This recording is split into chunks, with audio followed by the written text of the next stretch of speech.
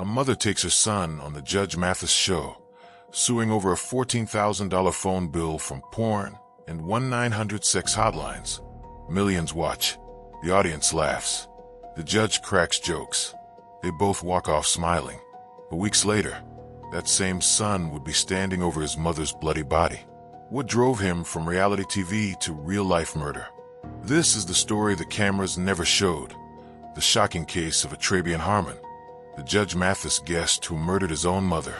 Before we dive in, make sure to like this video, subscribe, and drop a comment to let us know your thoughts. You're watching the Crime Street Journal. It began like 100 other daytime television moments. An argument turned spectacle, a family dispute packaged for laughs and judgment. When Barbette and Trabian Harmon appeared on the Judge Mathis show, the mother and son played their parts perfectly. Barbette was sharp-tongued, funny and firm. Her son, defensive yet charming in a nervous way. The dispute, a $14,000 phone bill. Barbette said her son had run it up and left her to pay for it. Judge Mathis sided with the mother, awarding her $5,000 and scolding her son. He mocked the young man's behavior and even warned women to watch out for him, leaving little room for sympathy or forgiveness. I'm here because I love my son, and he needs some help. He's caused me a lot of headache, heartache, stress, pain, and a lot of suffering. She makes it seem like I'm this sex-crazed kid, like oh man, I gotta look at porn all the time. Or if I can't, see porn, my whole day is messed up. I do have goals in life, Your Honor. And I'm about to be starting school in January. No, your mother is lying. That's how you refer to your mother. Let me get you out of here. You calling your mother a lie. I hope all the women in your city see this show so they'll know to stay as far away from you as possible.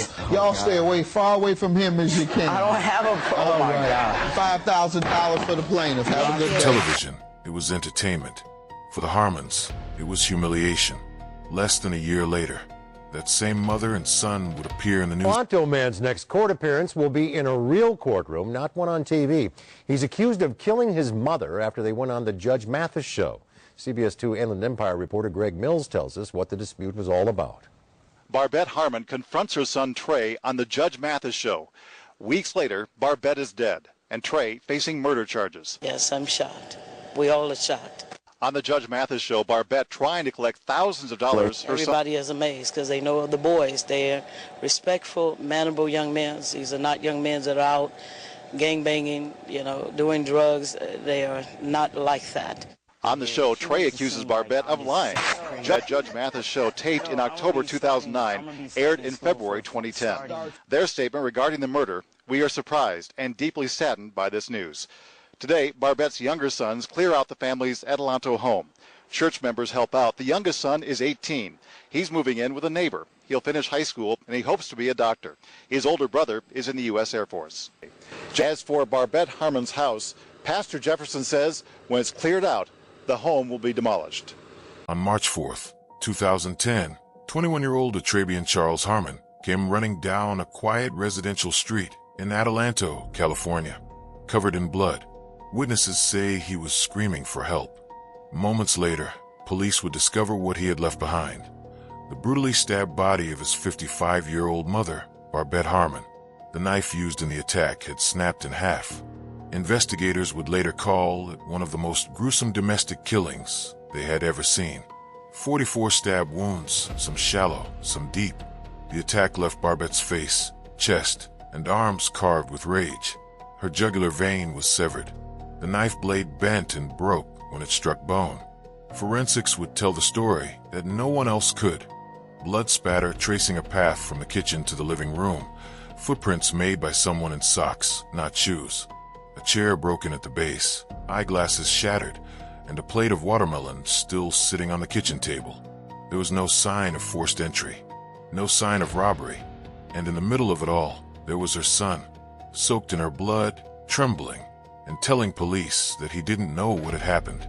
At first, Trabian told detectives a story that seemed almost plausible in its panic. He said he'd been at the park. When he returned, a window was open, the screen on the ground.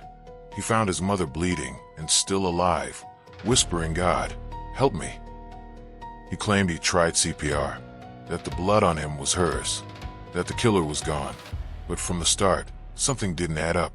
Detectives noticed his hands, too clean, straight cuts across the palm and fingers. They weren't jagged scrapes from a fall, as he claimed. They were clean slices, exactly the kind a person gets when their hand slides down the handle of a knife during a stabbing.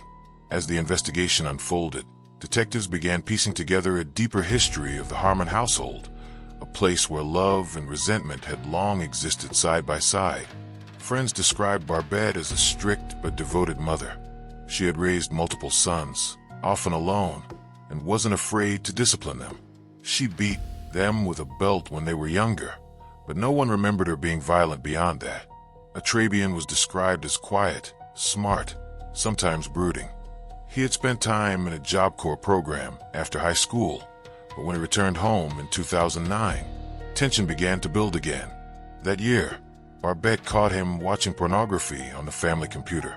She ordered him out of the house and made him live in the garage. He was allowed inside only when she or another brother was home.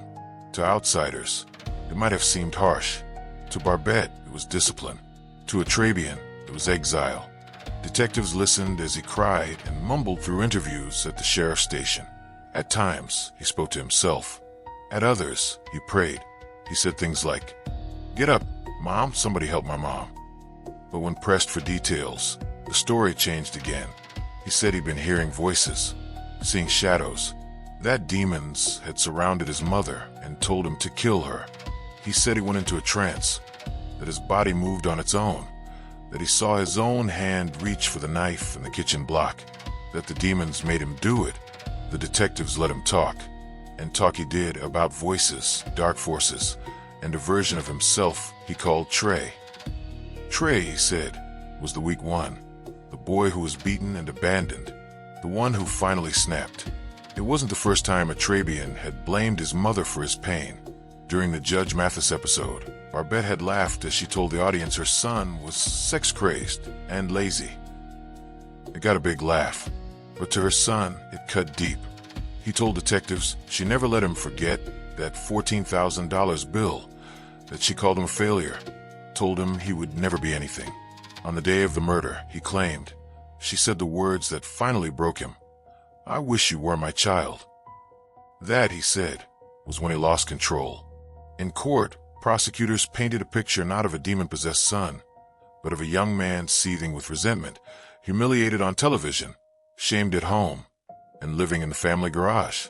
They argued that on March 4th, 2010, Atrabian's anger boiled over, that he retrieved a kitchen knife, approached his mother from behind while she sat eating watermelon, and began stabbing her.